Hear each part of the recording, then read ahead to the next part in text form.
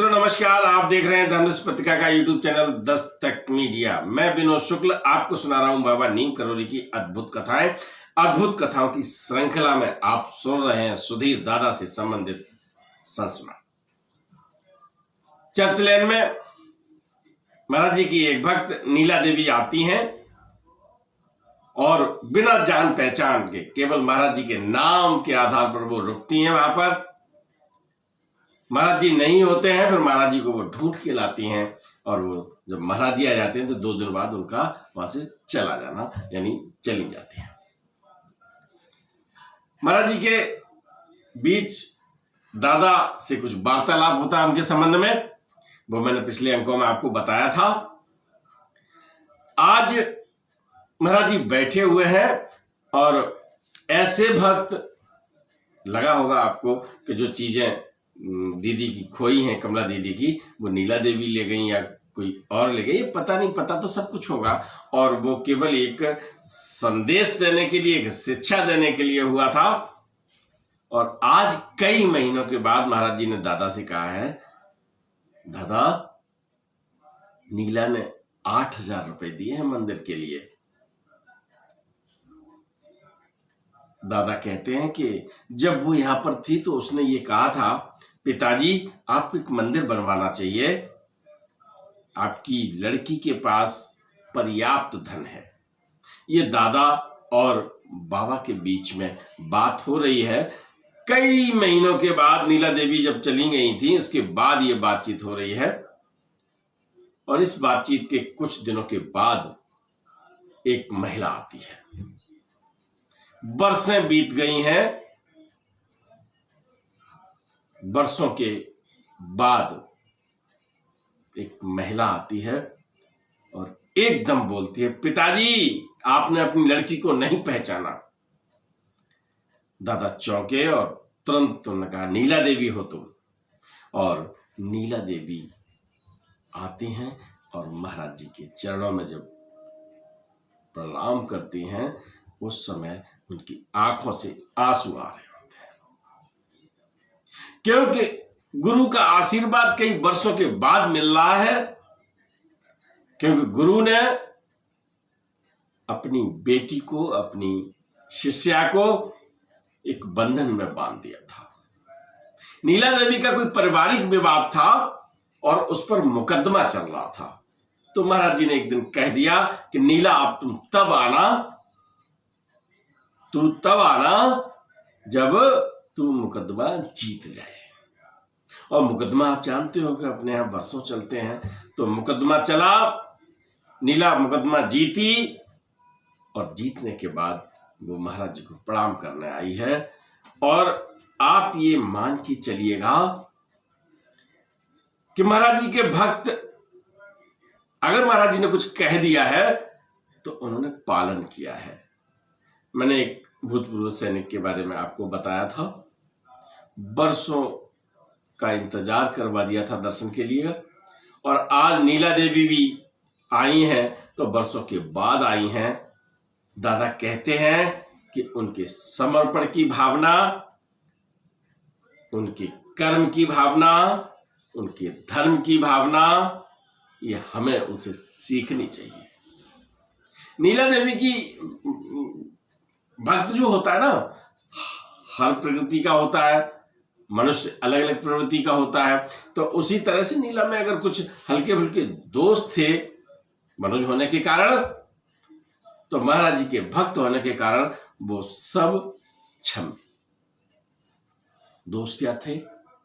दोष यही थे कि जान पहचान नहीं है, आप पहुंच गए, है ना, महाराज जी का नाम लिया और सारी चीजें जो घटनाक्रम हुए वो निश्चित रूप से महाराज जी की प्रेरणा से हुए हैं। और हम तो ये कहते हैं कि उनके इस मुकदमे वाले विवाद से उनके पर लगाया गया ये प्रतिबंध, ये सब चीजें एक कथानक हुआ है उनके साथ। और वो एक संदेश देता है कि यदि आपके प्रति अन्याय हो रहा है, यदि आप कहीं पीड़ा में हैं, तो उसके विरुद्ध आप आवाज उठाएं। उसको विरुद्ध आवाज उठाना आपका धर्म है।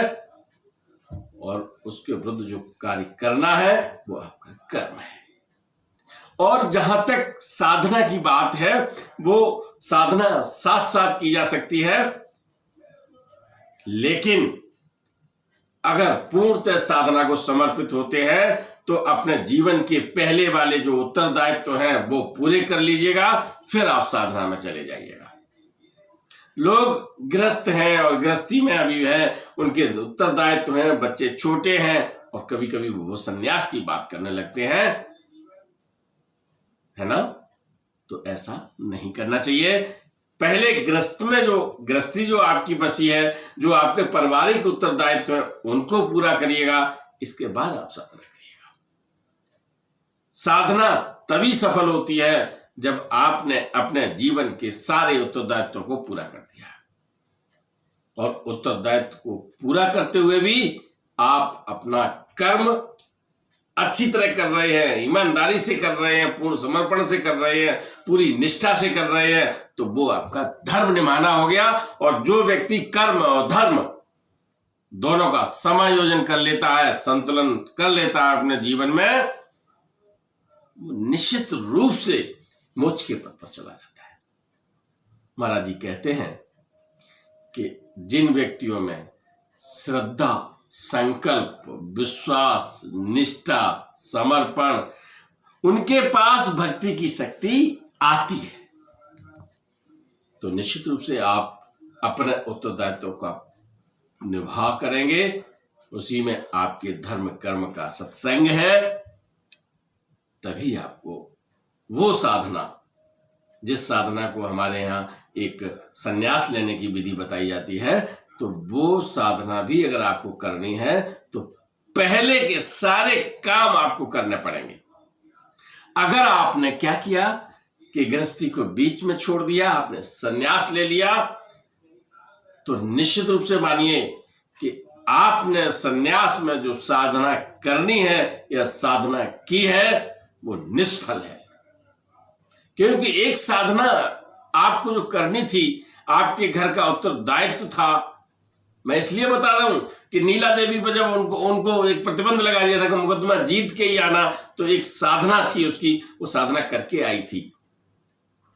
आप भी जब कभी साधना की बात करें तो अपना कर्म, अपना धर्म दोनों का समायोजन करके, संतुलन करके आप जब पूजा करें तो पूरी निष्ठा से करें। आपके घर के जो दायित्व हैं, जो उत्तरदायित्व हैं, उसको निभा लें। और जब आपके गृहस्थी के उत्तरदायित्व पूर्ण हो जाए तो आप संन्यास ले लीजिएगा। वो भी एक जीवन का एक ऐसा पक्ष है, एक उजला पक्ष है, जहां धर्म, कर्म और निष्ठा ईश्वर को समर्पित कर दी जाती है। और अगर गृहस्थी जीवन में भी आपको ऐसा लगता है कि सन्यासी होना चाहिए, तो बस ईमानदारी बरतिए, अपने काम को पूर्ण समर्पण से कीजिए, संकल्प कीजिए, पूरी निष्ठा से कीजिए। और जब किसी कार्य को आप पूर्ण समर्पण से करेंगे तो वही आपकी पूजा है, वही तप है। और जब ये सब कुछ चलता है तो निश्चित रूप से मान लीजिए जीवन सफल हो जाता है। जय बाबा की। वीडियो पसंद आए तो लाइक कीजिए, शेयर कीजिए, सब्सक्राइब बटन पर क्लिक करके चैनल को सब्सक्राइब करें और बेल आइकन दबाना बिल्कुल ना भूलें, ताकि हमारे अपडेट वीडियो आपको मिलते रहें।